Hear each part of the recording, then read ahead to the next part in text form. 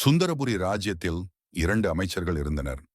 திறமையான ஆனால் பேராசை கொண்ட பத்ரன் மற்றும் அடக்கத்திற்கும் ஒழுக்கத்திற்கும் பெயர் பெற்ற நளன். பத்ரன் அடிக்கடி லஞ்சம் வாங்கி செல்வத்தை குவித்தார். தனது அதிகாரத்தை தவறாக வெளிப்படுத்தினார். ஆனால் மன்னன் அவரை பற்றி அறியாமல் அவரது புத்திசாலித்தனத்தால் ஈர்க்கப்பட்டு அவருக்கு அதிக பொறுப்புகளை வழங்கினார். மறுபுறம் நளன் ஒரு எளிய வாழ்க்கை வாழ்ந்தார். அவர் விதிகளை பின்பற்றி அனைவரையும் நியாயமாக நடத்தினார். தனது தேவைக்கு அதிகமாக ஒருபோதும் எதையும் எடுத்துக் கொள்ளவில்லை. ஒரு நாள் ஒரு அரச ஆய்வின் போது ஒரு விவசாயி எழுந்து நின்று, எனது நிலத்தை அமைச்சர் பத்ரனின் ஆட்கள் நான் கடன் வாங்காத பணத்திற்காக எடுத்துக்கொண்டனர் என்று அழுதார். விரைவில் அதிகமான மக்கள் புகார்களுடன் முன்வந்தனர். மன்னர் அதிர்ச்சியடைந்தார். விசாரணையில் பத்ரன் சுயநலத்திற்காக தனது பதவியை துஷ்பிரயோகம் செய்ததாக நிரூபிக்கப்பட்டது.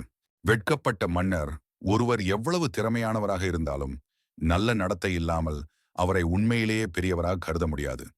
அழுக்கார் உடையான்கண் ஆக்கம் போன்றில்லை, ஒழுக்க மிலான்கண் உயர்வு. பொறாமையுடையவனுக்கும் நல்லொழுக்கம் இல்லாதவனுக்கும் அமையும் வாழ்வு உயர்வான வாழ்வாக கருதப்பட மாட்டாது என்று கூறி பத்ரன் பதவியில் இருந்து நீக்கப்பட்டார். மன்னர் நளனை நோக்கி, பேராசை செல்வத்தை வளர்க்கும், ஆனால் மரியாதையை பெற்றுத்தராது. நல்லொழுக்கமும் உள்ளவர்களால் மட்டுமே மரியாதையுடன் வழிநடத்த முடியும் என்று நளனுக்கு புதிய பதவியை அளித்தார்.